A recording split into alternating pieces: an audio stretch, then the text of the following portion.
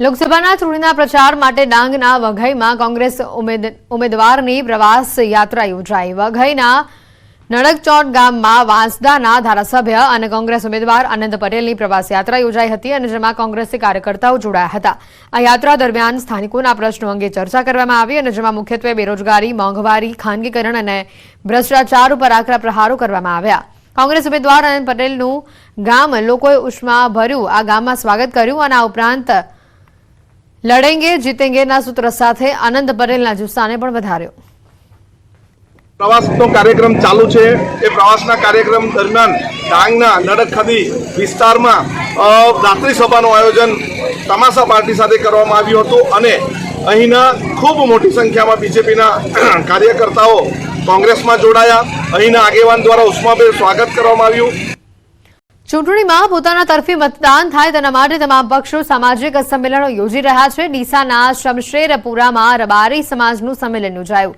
ધાનેરાના ધારાસભ્ય માવજી દેસાઈ અને પૂર્વ ધારાસભ્ય ગોવાભાઈ રબારીની અધ્યક્ષતામાં કાર્યક્રમ યોજાયો। બનાસકાંઠામાં રબારી સમાજના વોટ નિર્ણાયક સાબિત થઈ શકે છે અને તેવામાં ભાજપ તરફી મતદાન કરવા માટે ધાનેરાના ધારાસભ્ય માવજીભાઈ દેસાઈએ સમાજને અપીલ કરી। કોંગ્રેસમાંથી ભાજપમાં આવેલા ગોવાભાઈ રબારીએ પણ ભાજપને મત આપવા આહવાન કર્યું। કાર્યક્રમમાં વિધાનસભા અધ્યક્ષ શંકરભાઈ ચૌધરી તેઓની સામે આચારસંહિતાના ભંગની ફરિયાદ બાબતે નિવેદન આપ્યું કે હું સંવિધાનિક જગ્યાઓ પર હોવાના કારણે રાજકીય ભાષણ નથી કરતો, જો કે મને કાયદાકીય બંધન નથી। મારે એક વાત એમને પણ ધ્યાન ઉપર મૂકવી છે। આમ તો હું સંવિધાનિક જગ્યા ઉપર છું, એટલે કોઈ રાજકીય પાર્ટીના ભાષણ કે એવું બધું નથી કરતો। મને કોઈ રીતનું કાયદાકીય બંધન નથી, કાયદાકીય એવું નિયમ નથી કે વિધાનસભાના અધ્યક્ષ હોય તો એ ચૂંટણીનો પ્રચાર ન કરી શકે, રાજકીય પ્રવૃત્તિમાં ભાગ ન લઈ શકે, એવું સંવિધાનિક કોઈ નથી। પરંતુ હું બંધારણને સન્માન કરવા વાળો માણસ છું, એની પરંપરાઓને માન આપવા વાળો માણસ છું। એટલા માટે કરીને આટલી ચૂંટણીનું પેલું આટલું બધું ચાલે છે ને તો પણ કોઈ જગ્યાએ લગભગ કોઈ ડાયરેક્ટલી કોઈ સીધી રીતે કોઈ રાજકીય પાર્ટીનો પ્રચાર નથી કરતો। પણ આ સંવિધાનની મર્યાદાઓનું ભાન રાખવાનું બધા લોકોને હોય। એવું ના હોય કે કોઈ ધારાસભ્ય થાય એટલે કાયદાથી ઉપર હોય, ધારાસભ્ય બને તો પણ એમને કાયદાની પરિપ્રેક્ષમાં રહીને કામ કરવાનું। દેશના સૌથી મોટા લોકશાહીના પર્વમાં લોકોમાં મતદાનને લઈને જાગૃતિ આવે તેના માટે પ્રયાસો હાથ ધરવામાં આવ્યા છે। ત્યારે સુરતમાં સુમૂલ ડેરીએ પણ લોકોમાં મતદાન અંગે જાગૃતતા આવે તેના માટે અનોખી પહેલ કરી છે। આ પહેલ અંતર્ગત સુમૂલ ડેરીએ દૂધની થેલી ઉપર ચુનાવ કા પર્વ દેશ કા ગર્વ આ સૂત્રને પ્રિન્ટ કરાવ્યું છે અને 12.50 લાખ થેલીઓ ઘર ઘર પહોંચાડી મતદાન જાગૃતિ અંગેનો સંદેશો પાઠવ્યો છે।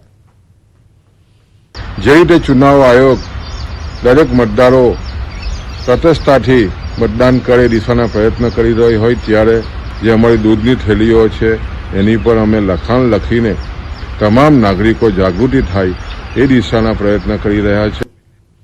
સુરતના ડુમસ રોડ પર ડમ્પર ચાલકનો આતંક સામે આવ્યો છે। પૂરપાટ ઝડપ જતા ડમ્પરે કારને ટક્કર મારી અકસ્માત સર્જીને ડમ્પર ચાલક ફરાર થયો। અકસ્માત સમયે કારમાં 4 લોકો સવાર હતા। ડમ્પરની ટક્કરે બેકાબુ કાર રોડની રેલિંગમાં ઘૂસી। સદનસીબે ઘટનામાં મોટી જાનહાનિ ટળી। સમગ્ર મામલે પોલીસ મથકે ફરિયાદ દાખલ કરાઈ છે। તો ભાવનગર અમદાવાદ હાઈવે ઉપર અકસ્માતની આ ઘટના સામે આવી છે, જેમાં સનેસ ગામ નજીક ટ્રકે 7 પદયાત્રીને કચડ્યા હતા। પિતા પુત્ર સહિત 3 લોકોના મોત થયા છે, 4 લોકોને ઈજા પહોંચી છે। ભાવનગરના રાજપરા ખોડિયાર મંદિરે આ સંઘ જતો હતો। વરસોલા ગામથી આ સંઘ રાજપરા જતો હતો।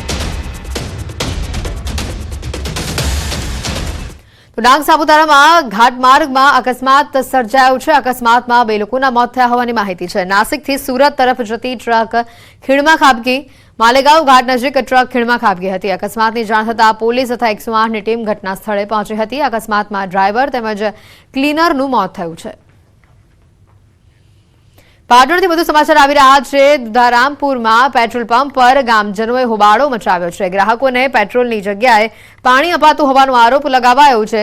દુધારામપુરા અને દુનાવાડા વચ્ચે આવેલા પેટ્રોલ પંપ પર હંગામો કરવામાં આવ્યો। પેટ્રોલ તેમજ ડીઝલમાં પાણી આપવામાં આવતું ભેળસેળ કરવામાં આવતું આ આક્ષેપો ગામજનો લગાવ્યા છે। ગામજનો એકત્રિત થયા હતા પેટ્રોલ પંપ પર અને ચેક કરવામાં આવ્યો હતો। પેટ્રોલમાં પણ પાણીનો ભાગ આવી રહ્યો હોવાનું લોકોનું કહેવું છે। ગામજનો તેમજ ગ્રાહકો પોતાના વાહનો તેમજ ડીઝલ ભરેલ કેરબા લઈ પહોંચ્યા હતા। પેટ્રોલ પંપ પર પાણી મિક્સ થતા લોકોના વાહનો તેમજ ટ્રેક્ટરો પણ બંધ થયા છે। આજની તારીખમાં 50 થી 100 બાઇક પડ્યા છે, બધાની અંદરમાં પાણી આવેલું છે અને આ લાઈવ પેટ્રોલ પંપ ચાલુ કરો તોય પાણી આવે છે। બરાબર, કોનો કોઈ વ્યવસ્થિત ઉકેલ કરતા નહીં, જવાબ આલવા ના 4 ફેરો આવું બન્યું છે, એક ફેરો નહીં।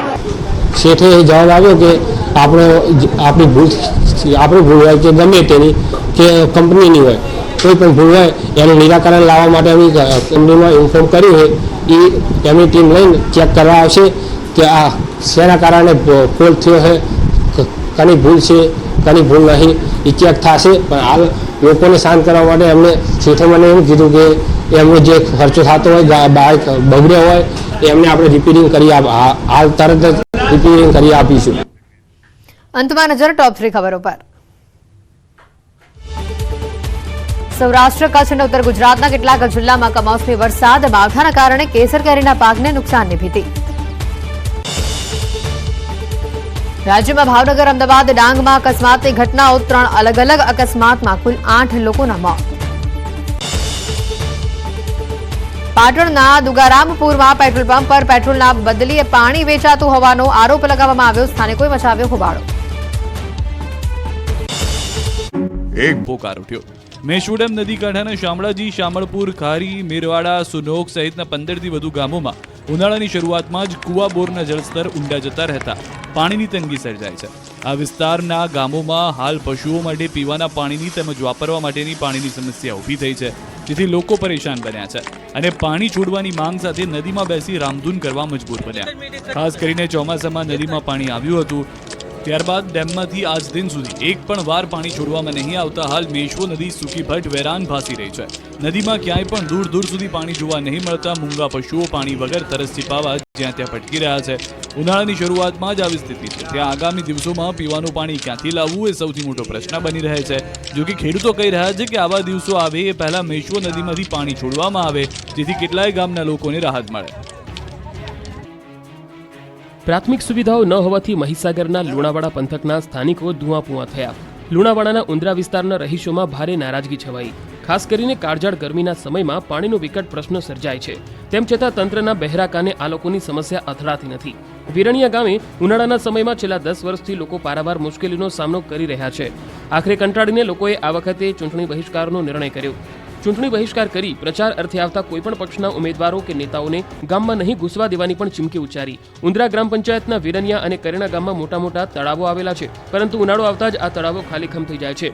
અંદાજિત 2000થી વધુ વસ્તી ધરાવતા ઉમરા ગામના દરેક ઘર પશુપાલન અને ખેતી પર નિર્ભર છે, ત્યારે ઉનાળાની શરૂઆતમાં જ આખું ગામ પાણી વગર વલખા મારી રહ્યું છે। છેલ્લા 10 વર્ષથી અહીંના લોકો આવી દારૂણ પરિસ્થિતિનો સામનો કરવા મજબૂર છે। ગામ લોકો દ્વારા અનેક વાર તળાવ ભરવા લેખિતમાં અને મૌખિકમાં રજૂઆત કરવામાં આવી, છતાં ઉંદરાના વિરણિયા અને કરેણાનું તળાવ ભરવામાં આવી રહ્યું નથી, જેથી રોષે ભરાયેલા ગ્રામજનોએ ચીમકી આપી કે સમસ્યાનું સમાધાન નહીં આવે તો ચૂંટણી બહિષ્કાર કરીશું।